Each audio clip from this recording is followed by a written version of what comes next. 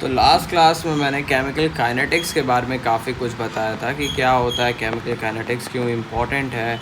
तो मैंने बताया था बेसिकली केमिकल काइनेटिक्स जो होती है वो ब्रांच होती है फिज़िकल केमिस्ट्री की, जो बेसिकली स्टडी करती है अबाउट किसके बारे में, रेट ऑफ रिएक्शन के बारे में। रेट ऑफ रिएक्शन के बारे में हमें बताती है हमारी केमिकल काइनेटिक्स होती है।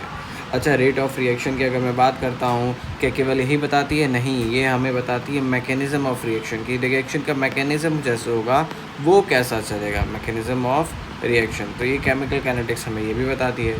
साथ ही साथ factors which affect the rate of reaction, ये भी हमें बताती है। सो यहाँ पे लिख दो factors which affect rate of reaction. तो जो फैक्टर्स जो रेट ऑफ रिएक्शन को अफेक्ट करते हैं उनके बारे में भी बताती है। तो तीन चीज़ बहुत इंपॉर्टेंट है। फिर मैंने बताया था तुम्हें रेट और रेट का मतलब क्या होता है, फिर रेट ऑफ रिएक्शन का मतलब क्या होता है कि चेंज इन कंसंट्रेशन, एक second, change in concentration of the reactant और प्रोडक्ट अपॉन में टाइम कर दोगे तो तुम्हारा रेट ऑफ रिएक्शन, इसको आर से मैंने कहा था राजस्थान रॉयल नहीं है, ये रेट ऑफ रिएक्शन है। यहाँ पे मैंने बताया change in concentration of the product कह लो, या फिर तुम इसको रिएक्टेंट के रूप में कहोगे तो रिएक्टेंट कह लो। अपॉन में तुम्हें डेल्टा टी करना रहता है। एक और इम्पॉर्टेंट बात मैंने बताई थी, क्या बताई थी कि यहाँ पे जब भी तुम चेंज लिखोगे, अगर रिएक्टेंट का लिख रहे हो तो यहाँ पे लगाओगे क्या, यहाँ पे हमेशा लगाओगे नेगेटिव साइन। जबकि अगर प्रोडक्ट का लिख रहे हो तो प्रोडक्ट ऐड ऑन हो रहे हैं तो वहाँ पे लगाओगे तुम हमेशा पॉजिटिव साइन। तो ये सब इम्पॉर्टेंट चीज़ मैंने बताया था। अब इससे हम मूव ऑन करते हैं अपनी लाइफ की तरह, इसमें भी आगे हम बढ़ते हैं। तो आगे बढ़ेंगे तो हम रेट ऑफ रिएक्शन की यूनिट बताई थी जिसका होता है मोल लीटर और मोल पर लीटर पर टाइम, जिसमें मैंने सेकंड लिख दिया था, ठीक है। तो ये होता है भाई साहब, यानी मोल पर लीटर पर सेकंड, मोल पर लीटर सेकंड, इसे तुम ऐसे कह सकते हो। ये होती है इसकी यूनिट। और फिर मैंने तुम्हें एटमॉस्फेरिक प्रेशर के बारे में बताया था कि कुछ ऐसे भी रिएक्शंस होते हैं जिसमें केवल गैसेस होते हैं, तब तो उनका कंसंट्रेशन निकालने में फट के हाथ में आ जाएगी, तब हम क्या लिखेंगे। तो ज़्यादा दिमाग नहीं लगाना है अपने को यहाँ पे एटमियर एटमॉस्फेरिक पर टाइम लिख देना है यहाँ पे। यही बस बहुत है, इतना यार, बस यही होता है एटमॉस्फेयर पर टाइम। अच्छा, unit of rate of reaction जो होता है वो do not depend upon the order of reaction. भाई साहब तुम्हारा ऑर्डर कुछ भी हो सकता है, ये मैंने बता रखा है यार, ये सब बातें कि ऑर्डर तुम्हारा कुछ भी हो सकता है, उस पर यूनिट तुम्हारा रेट ऑफ रिएक्शन का डिपेंड नहीं करता है। हाँ, ऑर्डर ऑफ रिएक्शन पे तुम्हारी किसकी यूनिट, रेट कांस्टेंट की यूनिट डिपेंड करती है, लेकिन ऑर्डर ऑफ रिएक्शन पे तुम्हारे रेट ऑफ रिएक्शन की यूनिट डिपेंड नहीं करती है, जबकि ये करती है। फिर अगर मैं बात करता हूँ rate of reaction in term of the product will be taken positive sign, product का पॉजिटिव रहेगा, उसका नेगेटिव रहेगा। फिर मैंने ग्राफ बनाया था, ये होता है तुम्हारे पास रिएक्टेंट का rate of reaction versus time का ग्राफ, और अगर मैं कंसंट्रेशन वर्सेस टाइम का ग्राफ बनवा दूँ तो भी ऐसे ही आने वाला है। हाँ, एक चीज़ है कि अगर तुम ग्राफ अब बनाओगे किसके, प्रोडक्ट का, तो बढ़ेगा कंसंट्रेशन और टाइम। लेकिन फिर मैंने होमवर्क दिया था कि यहाँ पे तुम्हें ये बताना है कि रेट ऑफ रिएक्शन क्या होगा। तो मैं अब तुम्हें rate of reaction of time, अब मैं तुम्हें हिंट देता हूँ, क्या ये होगा या फिर ये रेड पेन वाला होगा। तुम्हें बताना है कौन सा होगा, इन दोनों में से बताना है। जल्दी कमेंट करो, ये है ए और ये है बी, कौन सा होगा। चलिए अब हम देखते हैं। रेट मैंने बताया था दो तरीके के, एक एवरेज रेट होता है और एक होता है तुम्हारे पास इंस्टेंटेनियस रेट होता है। तो खैर ये बहुत ही आसान सा है। अगर मैं बात करूँ इंस्टेंटेनियस रेट तो ये होता है dx अपॉन में dt। अगर मैं बात करूँ एवरेज रेट तो ये होता है टोटल चेंज अपॉन में टोटल टाइम, यानी delta c upon delta t। तो कहने को दोनों ही सेम है, लेकिन हाँ थोड़ा इंस्टेंटेनियस को ज़्यादा प्रायोरिटी दे दी जाती है। और अगर एक रेट रिएक्शन हो रहा है a plus B leads to the formation of c plus D, तो यहाँ पे जब लिखोगे तुम तो इंस्टेंटेनियस रेट ही लिखोगे, यानी कि तुम d concentration of a upon, मान लो यहाँ 2 है, dt यहाँ 3 है, इज़ इक्वल्स टू, माइनस में रहेगा, is equals to minus of d B upon में d t, and that is equals to d C upon में d t, and that is equals to d D upon में d t. सोचने वाली बात ये है कि क्या ये सही है? नहीं सही है। क्यों नहीं सही है? भाई साहब यहाँ पे आपने ये तो लिखा ही नहीं, यहाँ पे आपने 1/2 से मल्टीप्लाई नहीं किया, यहाँ से आपने 1/3 से मल्टीप्लाई ही नहीं किया। क्यों करना ज़रूरी है? अरे भाई साहब देखो, ये 2 मोल है, हमें चाहिए, हम कंपैरिजन करते हैं केवल 1 मोल का ही, तो इसीलिए यहाँ पे मैंने डिवाइड कर दिया 1 मोल लाने के लिए। उसी प्रकार यहाँ पे भी वही है, समझे? हमेशा हम रेट को 1 मोल का से ही कंपेयर करते हैं। अगर मैं इसको केवल लिखता हूँ, यानी कि बिना इनके लिखता हूँ, तो ये जो तुम्हारा है ये होगा, और ये भी माइनस में है ना, रिएक्टेंट है, तो ये होते हैं रेट ऑफ डिसअपीयरेंस हो जाएंगे, ये डिसअपीयरेंस हो जाएगा। और यहाँ पे रेट ऑफ फॉर्मेशन हो जाएंगे, ये रेट ऑफ फॉर्मेशन हो जाएंगे। ये बहुत इंपॉर्टेंट तरीके से याद रखे रहना, ठीक है। नाउ अब हम बात करते हैं किसके बारे में, method to write instantaneous rate of reaction. तो ये सब मैंने मैथड्स बता दिया था, rate of disappearance, rate of formation, फिर रेट ऑफ रिएक्शन करना है तो तुम्हें यहाँ पे 1/2 और यहाँ पे 1/3 से मल्टीप्लाई करना ही पड़ेगा। फिर मैंने काफ़ी चीज़ बताई थी कि जब भी तुम कंपैरिजन करोगे तो ये हमेशा मोल पर लीटर में होना चाहिए, कभी भी ऐसा नहीं है कि ग्राम पर लीटर में दिया है और तुम इसको कंपेयर कर दो, नहीं भाई, कभी नहीं ऐसे करना, ठीक।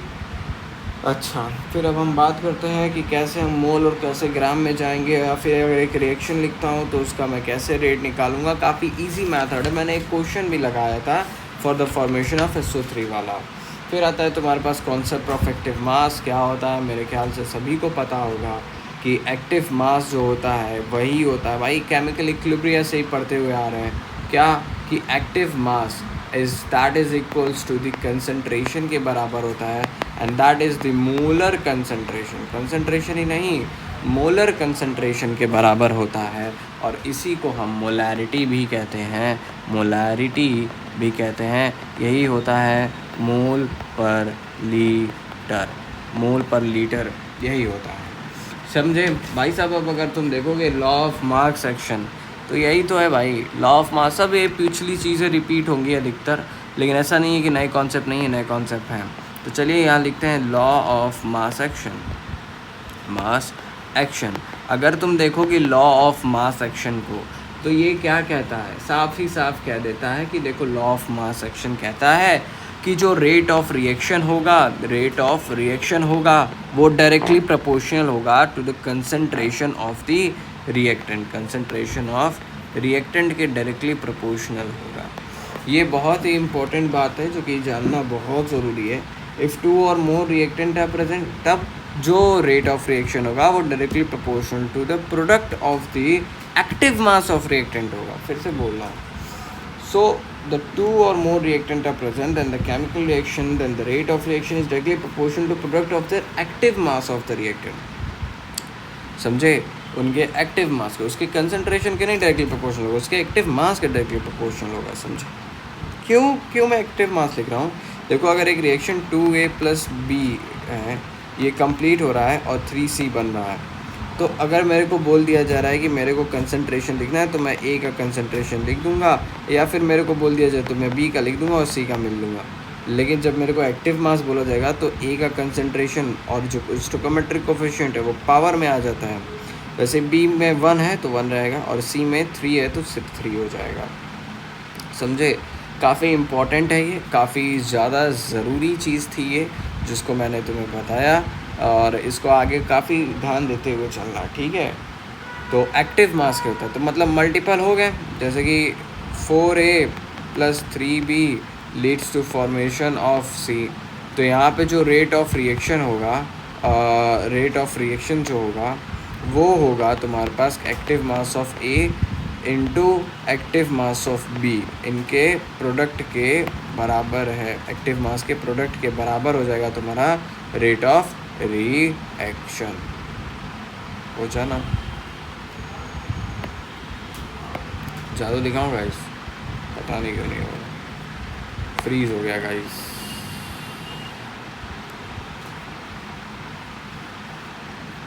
सस्ते ऐप्स में ना यही होता है एक्चुअली। नोट्स ऐप जो है उसमें थोड़ा फॉल्ट हो गया है अपना। बिडू अभी चालू हुआ है, तब से चालू नहीं हो रहा था, नखड़े कर रहा था। खैर अपना बिडू चालू हो गया तो इसको हम सस्पेंड कर सकते हैं, लेकिन अब चल रहा है तो चलने दो यार। ठीक है, तो ये एक्टिव मास के प्रोडक्ट के बराबर हो जाएगा। ठीक है, अब क्या कर सकते हैं हम, अब हमने क्वेश्चन देख लिया था, एक्टिव मास का देख लिया था, अब मुझे बताना था, मैंने फिर क्या बताया था, फिर बताया था कि according to law of mass action rate of reaction directly proportional to, ये सब तो बता दिया था। और मैंने बताया था कि तुम्हें कि ये क्या लिख रहा हूँ मैं, हाँ, P upon R T is equals to N upon V होता है, that is equals to molarity होता है, that is equals to concentration होता है, that is equals to active mass होता है। Law of mass action is not applicable for zero order reaction. अब ये जो लॉ ऑफ मास एक्शन है जो कहता है कि रेट जो है वो directly proportional to concentration of reactant है, ये किसके लिए एप्लीकेबल नहीं है, तो बहुत बड़े बड़े शब्दों में लिखना भाई कि law of mass action is not applicable for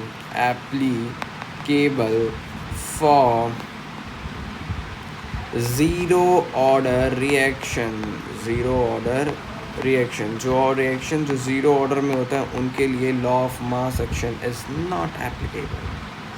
अब अगर तुम देखने की कोशिश करोगे तो रेट जो होती है उनमें क्या हो जाती है, कांस्टेंट हो जाती है। रेट जो होती है, रेट, अच्छा ये बताओ, ज़ीरो ऑर्डर रिएक्शन है तो रेट जो होगा वो directly proportional to concentration of A की पावर ज़ीरो हो जाएगा, जो पावर में होता है वही होता है, उसका ऑर्डर रिप्रेजेंट करता है।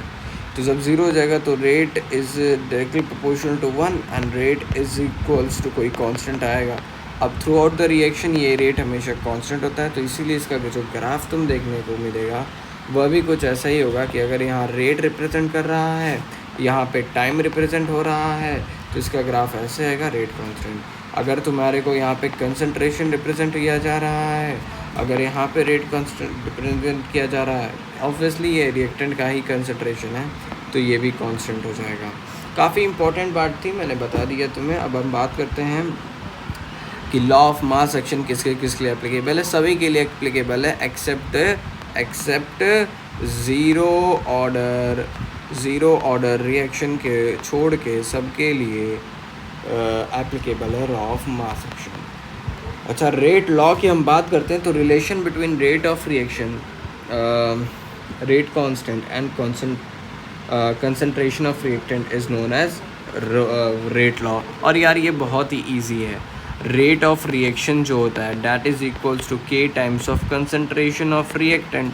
अब इसमें क्या चाहिए भाई, इतना खुला रिलेशन दे दिया गया है, तो अब इसमें मेरे को नहीं लगता है कि किसी को कुछ और भी रिक्वायर्ड है। अगर है तो भाई तुम्हारे लिए नीट नहीं बना है यार। अच्छा, हम टाइप ऑफ रेट लॉ की बात करते हैं। क्या टाइप ऑफ रेट लॉ के बारे में हम बात करते हैं? बिल्कुल, हम टाइप ऑफ रेट लॉ के बारे में बात करते हैं। कितने प्रकार के होते हैं? तो 2 प्रकार के होते हैं। कौन कौन से होता है? एक होता है थ्योरेटिकल रेट लॉ, और एक होता है तुम्हारे पास कौन सा रेट लॉ? तो थ्योरेटिकल के बाद क्या ही आएगा भाई? Experimental rate law.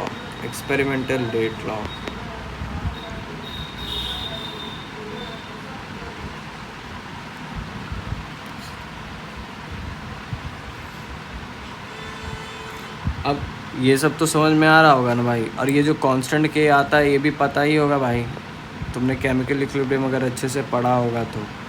वही इक्विलिब्रियम कांस्टेंट होता है, लेकिन यहाँ पे अब इक्विलिब्रियम रिएक्शन तो होती नहीं है, तो इसीलिए हम इसके रेट कांस्टेंट कहते हैं। क्या कहते हैं? रेट कांस्टेंट कहते हैं, तो इसको याद रखे रहना। अच्छा, ये जो रेट कांस्टेंट है इसकी वैल्यू कैसे आएगी? और ये है क्या थ्योरेटिकल रेट लॉ? जैसे कि अगर एक रिएक्शन लिखा है 2A + 3B that lead to the formation of product, obvious सी बात है। तो अगर मेरे को इसका रेट ऑफ रिएक्शन लिखना है तो that is equals to A की पावर 2 × B की पावर 3। पाया क्या क्या गया कि जब मैंने फिर एक्सपेरिमेंटल चीज़ें देखी, एक्सपेरिमेंटली मैंने देखा कि experimentally I see that the rate, यहाँ पे के आ जाएगा, the rate of reaction do not depend on किस पे? जो रेट ऑफ रिएक्शन है experimentally do not depend upon the concentration of A. मैंने एक्सपेरिमेंटली ये सब देख लिया, तो अब मैं क्या करूँगा कि एक्सपेरिमेंटली जो रेट ऑफ रिएक्शन लिखूँगा that is equals to K times of B का क्यूब लिख दूँगा। ये क्यों हुआ? ये इसलिए हुआ क्योंकि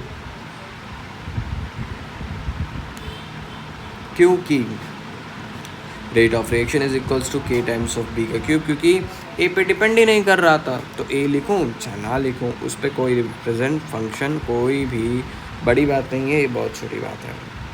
ठीक है, हाँ। अब के की वैल्यू, हमें के की यूनिट वगैरह निकालनी है। रेट का तो हमें पता चल चुका है, रेट ऑफ रिएक्शन।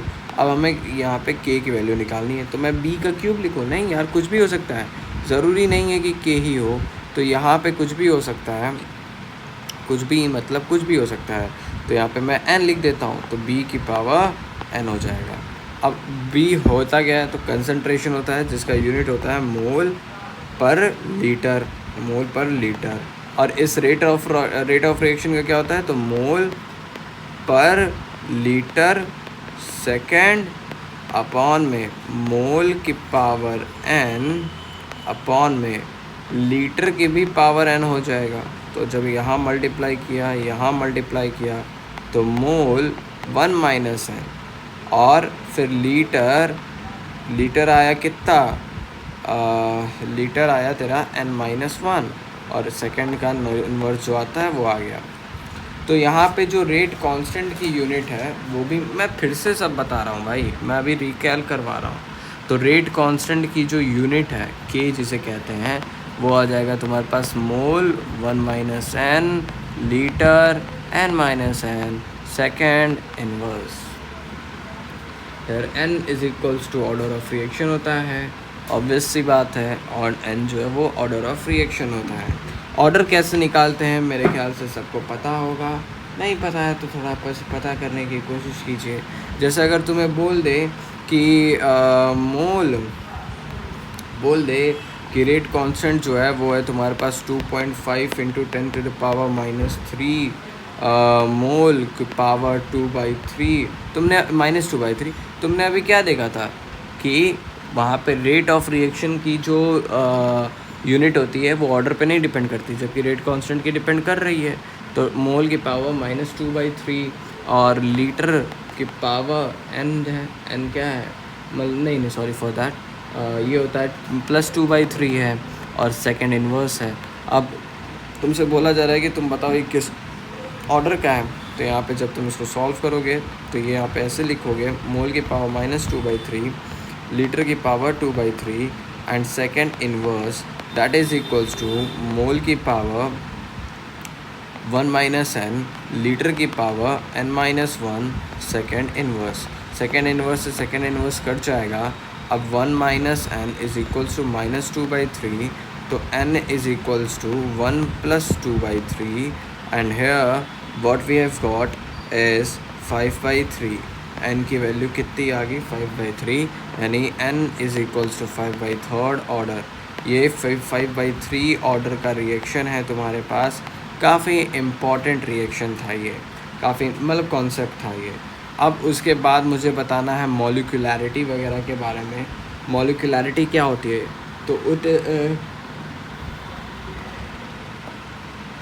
तो ये सब तो क्लियर हो गया था। फिर सवाल आता था कि रेट कांस्टेंट किस पे डिपेंड करता है, तो केवल 3 चीज़ पे डिपेंड करता है।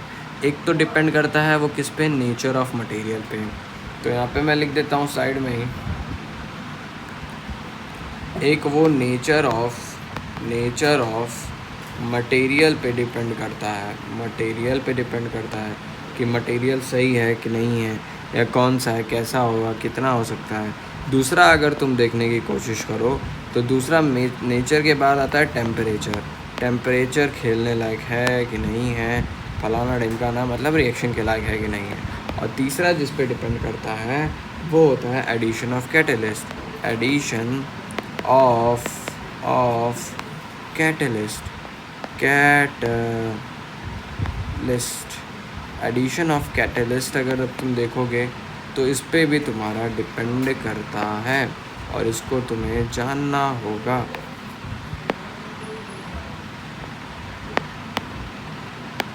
लिख क्यों नहीं रहा है भाई, पता नहीं, कोई नहीं। तो ये सब इम्पोर्टेंट एस्पेक्ट्स हैं जो कि तुम्हें याद रखने चाहिए, और ये कभी भी आ सकते हैं, ठीक है। तो ये चीज़ पे डिपेंड करता है, किस पे नहीं डिपेंड करता।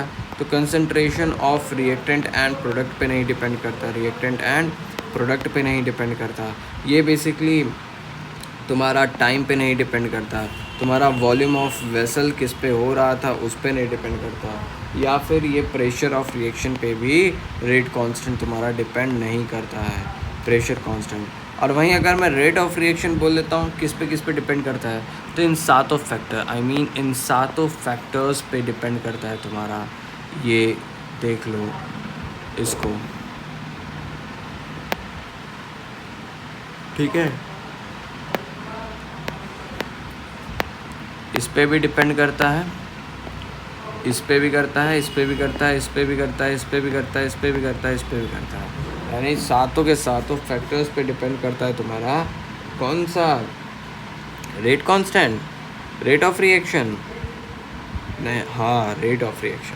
रेट कांस्टेंट तो केवल 3 पे करता है, nature, temperature, addition of catalyst, जबकि ये सब पे करता है।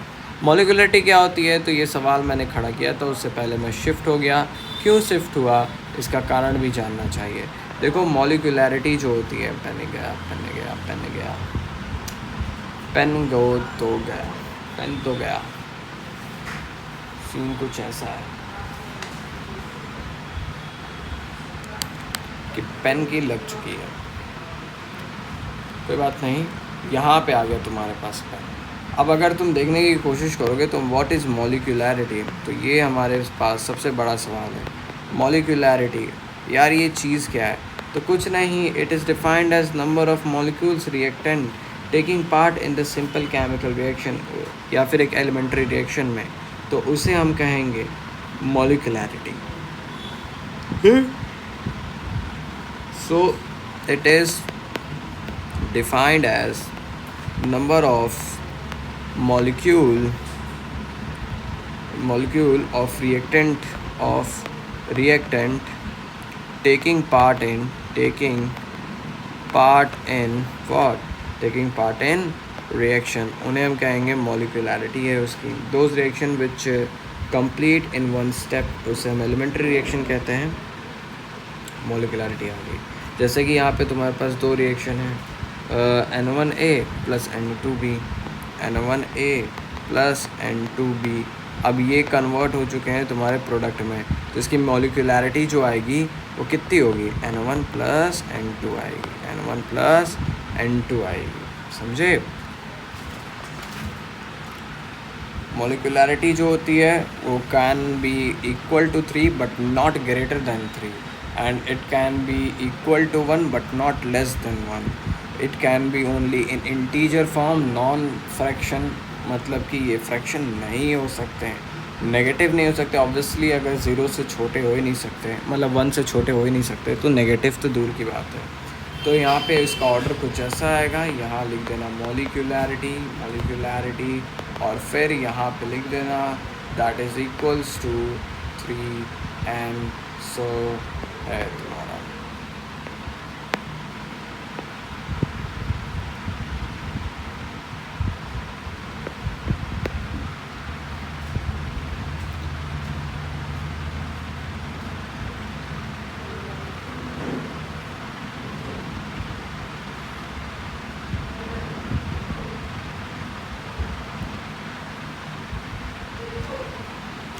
मेरे ख्याल से समझ में आना चाहिए।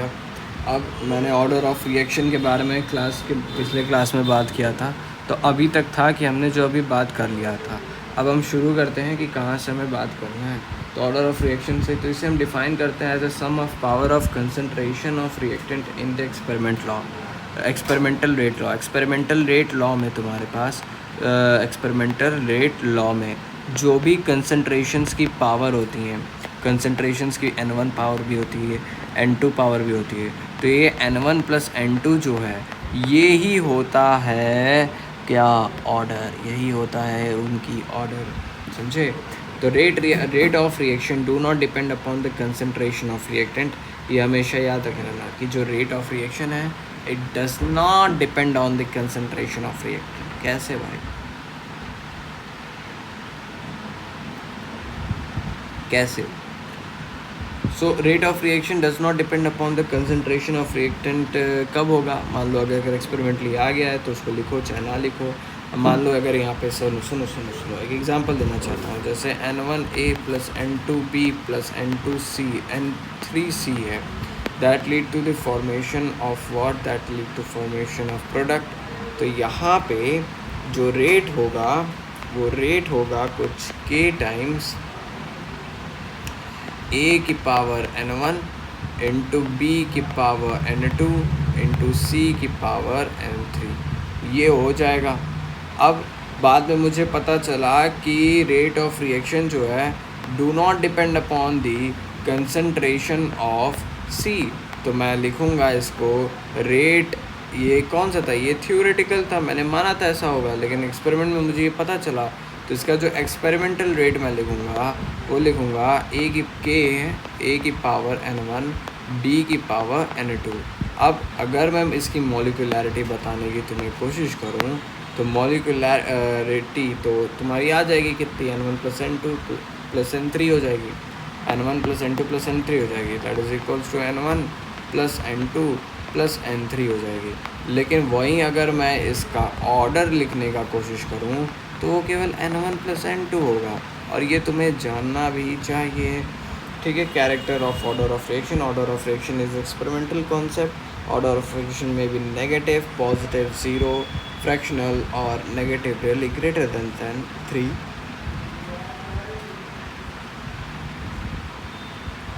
सो characteristic of order of reaction यही है कि ऑर्डर ऑफ रिएक्शन जो है वो experimental quantity, order of reaction negative, positive.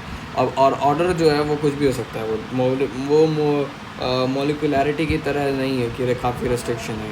वो negative, positive, fractional, zero, neutral, कुछ भी हो सकता है।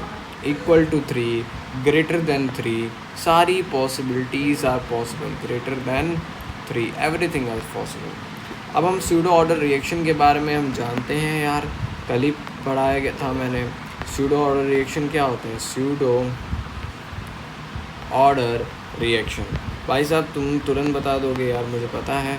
तो बेसिकली वही जिसमें रेट ऑफ रिएक्शन जो होते हैं, रेट ऑफ नहीं, मॉलिक्यूलैरिटी ऑफ रिएक्शन, सॉरी हट जाओ यार,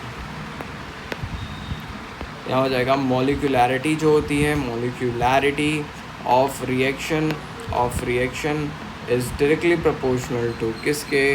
दैट इज सॉरी यार, is not equals to order of reaction. तो क्या सही बोला हूँ? हाँ यार मैं सही बोल रहा हूँ, molecularity is not equals to order of reaction. ये जब कंडीशन आ जाए तो इसे हम कहते हैं कौन सा रिएक्शन? तो स्यूडो ऑर्डर रिएक्शन कहते हैं। अब स्यूडो ऑर्डर रिएक्शन काफ़ी तरीके के होते हैं, उनमें से एक जो होता है वो होता है pseudo unimolecular reaction. Pseudo unimolecular reaction. क्यों कहते हैं स्यूडो यूनिमॉलिक्यूलर रिएक्शन? तो समझने की कोशिश करना। स्यूडो यूनिमॉलिक्यूलर रिएक्शन जो होती है ना, उसमें बेसिकली मॉलिक्यूलैरिटी जो होती है वो होती है तुम्हारी 3, सॉरी फॉर दैट 2, एंड जो तुम्हारी रेट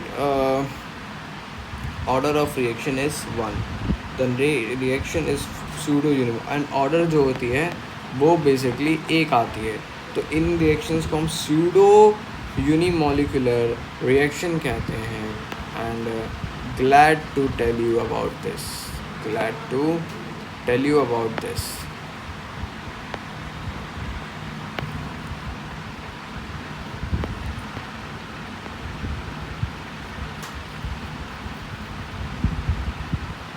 देख सकते हो मैंने घेरा है, इस घेरे बंदे में पता नहीं चल रहा है घेरे के बारे में,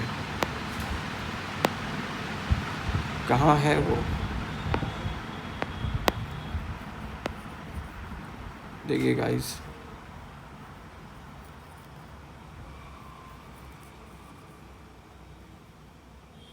ये है सीन कुछ। अच्छा चलो आगे हम बढ़ते हैं। जस्ट अ मिनट, लाइट चली गई। अगर तुम अब देखोगे स्यूडो यूनिमोलिकुलर रिएक्शन तो हो गया है, उसके बाद आता है हाइड्रोलाइसिस ऑफ ईस्ट। तो स्यूडो यूनिमोलिकुलर रिएक्शंस के एग्जांपल्स देख लेते हैं। तो वो रिएक्शन जैसे कि एग्जांपल में मैंने बताया था तुम्हें, क्या एग्जांपल में मैंने बताया था तुम्हें, hydrolysis of Easter, hydrolysis of Easter. भाई साहब, in acidic medium, in acidic medium, ये लिखना बहुत ज़रूरी है। क्यों? क्योंकि देखो, ईस्टर का हाइड्रोलाइसिस करोगे तो CH3 सी, जो भी है फॉर्मूला ईस्टर था, CH3COO C2H5 होता है। और इसमें तुम अब ऐड करोगे H2O को, तो यहाँ पे बेसिकली एसिडिक मीडियम है, तो हमें थोड़ा कंसनट्रेटेड H2SO4 भी ऐड करना पड़ेगा। यहाँ पे हम H2SO4 को ऐड करेंगे तो फर्दर रिएक्शंस प्रोसीड करेंगी और यहाँ फॉर्मेशन होगा CH3COOH प्लस C2H5OH, इथेनॉल का फॉर्मेशन होगा। तो ऐसा है कि कुछ चेंज हुआ क्या? नहीं। तो इसका तुम अगर मॉलिक्यूलरिटी लिखने को बोल दिया जाए तो रिएक्टेंट एक है, H2O भी एक है, तो इसका मॉलिक्यूलरिटी 2 आ जाएगा।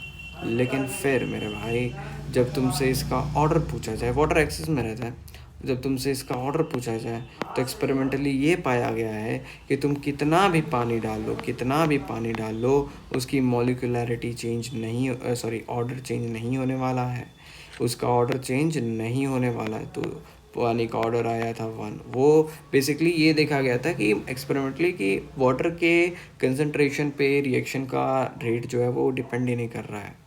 तो इसी बात पे उन्होंने बेसिकली बता दिया कि देखो ऐसा ऐसा सीन है। अच्छा, ठीक है। अच्छा, लेकिन क्या ये हर जगह सही है? अरे नहीं, अभी तुम्हें कंफ्यूज कैसे करेगा, ये तुम्हें ऐसे कंफ्यूज करेगा कि ये मैंने बताया तुम्हें एसिडिक मीडियम का, लेकिन ये जो बेसिक मीडियम होता है ये बिल्कुल उल्टा होता है। अब अगर तुम यहाँ पे फिर से वही लिखो, CH3COO C2H5OH C2H5 प्लस यहाँ पे H2O होगा, एक्सेस में H2O होगा, और फिर यहाँ पे तुम्हें बेसिक मीडियम, अल्कलाइन मीडियम बनाना है, NaOH लगा लो, यहाँ पे बनेगा CH3COOH और साथ ही साथ C2H5OH का भी फॉर्मेशन होगा। अब अगर तुम देखने की कोशिश करोगे तो क्या यहाँ पे फिर से ऑर्डर 1 आएगा? नहीं, अब फिर यहाँ पे जो ऑर्डर आएगा वो 2 आएगा, मॉलिक्यूलरिटी जो आएगी वो तुम्हारी 1 आएगी। ठीक? अच्छा, अच्छा, 1 आएगी। तो क्या क्या ये सही है? नहीं, मॉलिक्यूलरिटी भी 2 ही आएगी और ऑर्डर भी 2 ही आएगा। ऑर्डर तो 1 आना चाहिए था यार, कैसे हो गया? भाई साहब, ये है NaOH, और NaOH के आने की वजह से थोड़ा तो जो चेंज आना चाहिए था वो यही चेंज था। Now pseudo unimolecular reaction is completed. After that we have another example जिसमें हमें कहता है hydrolysis of aqua solution of cane sugar. इसे हम कहते हैं inversion of cane sugar, inversion of cane sugar. अब अगर तुम केन शुगर का इन्वर्जन देखने की कोशिश करोगे या फिर हाइड्रोलाइसिस ऑफ शुगर केन, तो C12H22O11 होता है। इसमें अब तुमने H2O को जब ऐड किया तो ये टूटेगा कुछ C6H5O6 में प्लस C6H5O6 में। अब क्या है कि ये दोनों तो सेम है, तो 2 बार क्यों लिखे? देखो, ये एक है ग्लूकोज, दिस इज फ्रक्टोज।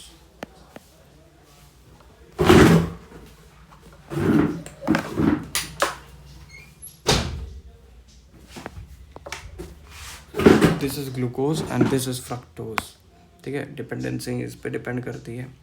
ये है तुम्हारे पास समथिंग एल्स, ये है तुम्हारे पास समथिंग एल्स। वेल, उससे मतलब नहीं है। अब इस यहाँ पे ऑर्डर जब तुम देखोगे तो इसका ऑर्डर कितना आना चाहिए? 2 आना चाहिए, लेकिन आएगा 1, इन्वर्जन ऑफ केन शुगर का। और मॉलिक्यूलरिटी कितनी आनी चाहिए? 2, तो यहाँ पे 2 आ जाएगा। तो यही है, काफ़ी चीज़ें हैं, मैंने बताया भी दी। अब उसमें से सबसे सबका बाप एक और एग्जांपल आता है, और ये एग्जांपल PYQ में पूछा भी गया है। तो ये है एग्जांपल तुम्हारा डिकम्पोजिशन ऑफ N2O5। देखो, N2O5 2 मोलर एक बार में डिकम्पोज होता है, and that lead to the formation of very known compound जिसे NO2 प्लस O2 कहते हैं, 4। तो ये काफ़ी आसान सा रिएक्शन था, मैंने बता दिया तुम्हें। अब सीन कुछ ऐसा हो जाता है कि यहाँ पे होता कुछ ये है कि इसका ऑर्डर कितना आना चाहिए। भाई अगर तुम इसका कंसंट्रेशन लिखोगे N2O5 तो 2 है, तो यहाँ पे 2 आना चाहिए, तो ऑर्डर कितना आना चाहिए, ऑर्डर तो 2 आना चाहिए। लेकिन नहीं भाई, यहाँ पे 2 नहीं लिखोगे इसके कंसंट्रेशन में, इसका ऑर्डर फिर से वही 1 आएगा, इसका मॉलिक्यूलरिटी 2 आएगा। ये भी एक सूडो यूनिमोलिकुलर रिएक्शन है, ये एक सूडो यूनिमोलिकुलर रिएक्शन है। अब एक एग्जांपल मैं ऑर्डर पे कर देता हूँ कि ऑर्डर वगैरह कैसे निकाले जाते हैं, और फिर बहुत ही आसानी तरीके से हम एक तरीके से अगर ऑर्डर कर लिए फिर से, तो बहुत मेजर पोर्शन अपने चैप्टर का हम ख़त्म कर चुके हैं पहले से। तो तब से ही तो पढ़ते आ ही रहे हैं, फिर से पढ़ते हैं। तो method to find the order of reaction अगर लिखना है, वो है method to find order of reaction. Order of reaction, reaction का ऑर्डर तेरे को निकालना है, तो इसके मेथड्स क्या हो सकते हैं। तो मेथड नंबर 1 पे आओ। सबसे पहले कैसे होता है, मेथड एक ही है भाई, एक ही है और कुछ नहीं है। जैसे अगर तुमसे बोल दिया जाए कि A Na है, that lead to the formation of product, ये पूरा रिएक्शन कंप्लीट हो गया, तो तुम तुरंत लिख दोगे कि ठीक है बेटा, तो इससे मैं रेट लिख सकता हूँ K टाइम्स ऑफ A की पावर n।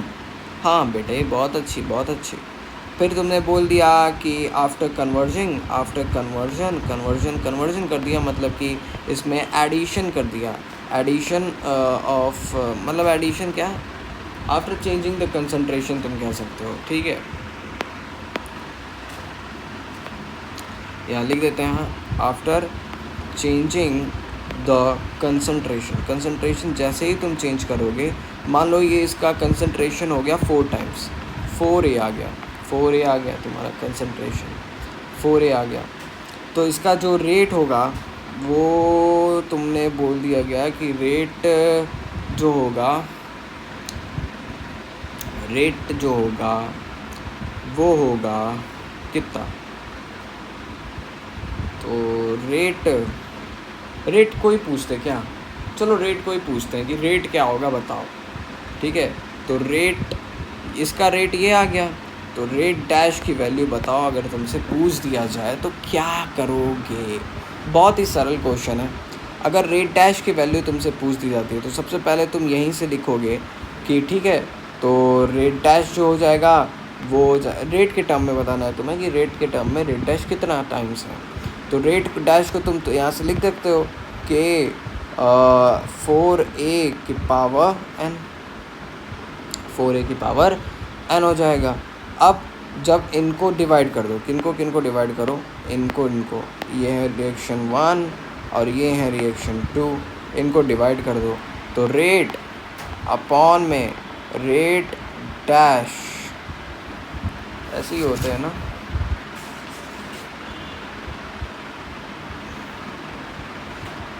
ओह, यहाँ पे एक चीज़ गड़बड़ हो गया। गड़बड़ ये कुछ हुआ है कि यहाँ पे हमें ऑर्डर कुछ ऐसा लेना है, हमें ऑर्डर जो पता चल जाए। तो जैसे कि यहाँ पे हमें ऑर्डर लेना पड़ेगा, 1 ऑर्डर लेके करें, एक बार 1 ऑर्डर लेके करते हैं और एक बार कोई और ऑर्डर लेके करते हैं। तो चलो यहाँ पे मैं 1 ले लेता हूँ, यहाँ पे भी 1 ले लेता हूँ। तो जब मैं 1 ले लूँगा तो रेट इज़ इक्वल्स टू, तो ये हो जाएगा K टाइम्स, अब तुम कहोगे कि K क्यों नहीं बदला भाई साहब, कंसंट्रेशन पे डिपेंड नहीं करता रिएक्टेंट के K, वो भाई साहब केवल 3 चीज़ पे डिपेंड करता है, मैंने अभी बताया है। तो इसका जब तुम K लिखोगे तो K A लिख दोगे, और फिर इसको लिखोगे तो K 4A लिखोगे। अब सीन कुछ ऐसा ही K से K, A से A कट जाएगा, rate upon rate dash is equals to 1/4 आएगा, 4 times of rate is equals to rate dash. तो मतलब कहने का ये मतलब है कि कंसंट्रेशन तुम्हारा 4 गुना बढ़ा। तुम्हें पता है कि कंसंट्रेशन बढ़ेगा तो मेरा रेट बढ़ेगा, क्यों? अरे भाई साहब, कंसंट्रेशन पे डिपेंड करता है, डायरेक्टली प्रोपोर्शनल होता है ना रेट ऑफ रिएक्शन का। तुम्हारा जो वो है, कौन सा लॉ, एक्टिव मास लॉ जो है वो क्या कहता है कि rate of reaction is directly proportional to concentration of the reactant. Reactant का कंसंट्रेशन 4 गुना होगा तो रेट भी तो 4 गुना हो गया, रेट भी 4 गुना हो गया। अब हम लेते हैं कोई एक दूसरा ऑर्डर। यहाँ पे मैं क्या कर देता हूँ, ऑर्डर को बदल देता हूँ फॉर, देखें कि अगर ऑर्डर बदलते हैं तो क्या होगा। मान लो सेकेंड ऑर्डर का ले लेते हैं, सेकेंड ऑर्डर का मैंने ले लिया, तो जैसे ही मैं सेकेंड ऑर्डर का लूँगा तो यहाँ पावर 2 और यहाँ भी पावर 2, यहाँ पे 16 आ जाएगा अब, और यहाँ पे जब 16 टाइम्स हो जाएगा रेट, 16 टाइम्स हो जाएगा रेट। तो काफ़ी सरल था, करने आना चाहिए। आ गया तो बहुत अच्छी बात, नहीं आया तो प्रैक्टिस करो, आ जाएगा। ठीक है, चलो ये चीज़ तो मैंने बता दी। ठीक है, हाँ अब ये सब एप्लीकेबल है सब पे, लेकिन ज़ीरो ऑर्डर पे रिएक्ट नहीं है। Not applicable on zero order reaction. Zero order reactions पे ये एप्लीकेबल ही नहीं है। क्यों नहीं है भाई, क्यों ज़ीरो ऑर्डर पे एप्लीकेबल नहीं है? तो ज़ीरो ऑर्डर पे इसलिए नहीं एप्लीकेबल है क्योंकि ज़ीरो ऑर्डर का रेट जो हो जाता है वो कांस्टेंट हो जाता है, समझे। अब चलो ज़रा पढ़ते हैं किसे। तो effect of pressure on rate of reaction एक बार देखते हैं। तो भाई साहब प्रेशर क्या होता है, डायरेक्टली प्रोपोर्शनल टू किसके होता है, इन्वर्सली प्रोपोर्शनल टू वॉल्यूम होता है। और वॉल्यूम क्या होता है, वॉल्यूम बढ़ेगा तो कंसंट्रेशन बढ़ेगा कि घटेगा, कंसंट्रेशन घट जाएगा। So volume is also inversely proportional to concentration. It means pressure is directly proportional to concentration. अगर मैं प्रेशर बढ़ा रहा हूँ तो इसका मतलब कंसंट्रेशन भी बढ़ रहा है, और कंसंट्रेशन बढ़ रहा है इसका मतलब रेट भी बढ़ेगा। जिस रेट से मेरा प्रेशर बढ़ेगा उसी रेट से अगर मैं प्रेशर 2 गुना कर दे रहा हूँ तो कंसंट्रेशन भी 2 गुना हो जाएगा। अगर मैं प्रेशर को 3 गुना कर रहा हूँ तो कंसंट्रेशन भी 3 गुना हो जाएगा। ये काफ़ी इम्पॉर्टेंट चीज़ था जिसे मैंने बता दिया। फर्दर आगे भी याद रखे रहना इसको, ऐसे क्वेश्चंस बहुत पूछे जाते हैं, समझे भाई। चलो ये तो इसी लेकिन किसके लिए एप्लीकेबल नहीं होगा, तो बहुत बड़ा यहाँ ब्रैकेट बनाइए और इनमें लिख दीजिए फिर से अपने 19 शब्द। Above all thing possible for all order except zero order. Zero order को छोड़ दो। चलो तो इसी बात पे मारो ताली, कभी ना होगी ये मुस्काली। ओ ओ ओ अब एक बहुत बड़ा सवाल है, effect of volume on rate. भाई साहब वॉल्यूम क्या होगा, वॉल्यूम बढ़ेगा तो रेट घट जाएगा, वॉल्यूम बढ़ेगा रेट घट जाएगा, क्योंकि देखो वॉल्यूम अगर तुम हाफ करोगे तो कंसंट्रेशन 2 टाइम्स हो जाएगा। हमेशा ये याद रखे रहना, वॉल्यूम 2 गुना कर दोगे कंसंट्रेशन हाफ हो जाएगा। ऐसा रिलेशन है इनके बीच में, एकदम कट्टर दुश्मन है एक दूसरे के। भाई साहब दोनों बहुत ख़तरनाक चीज़ है।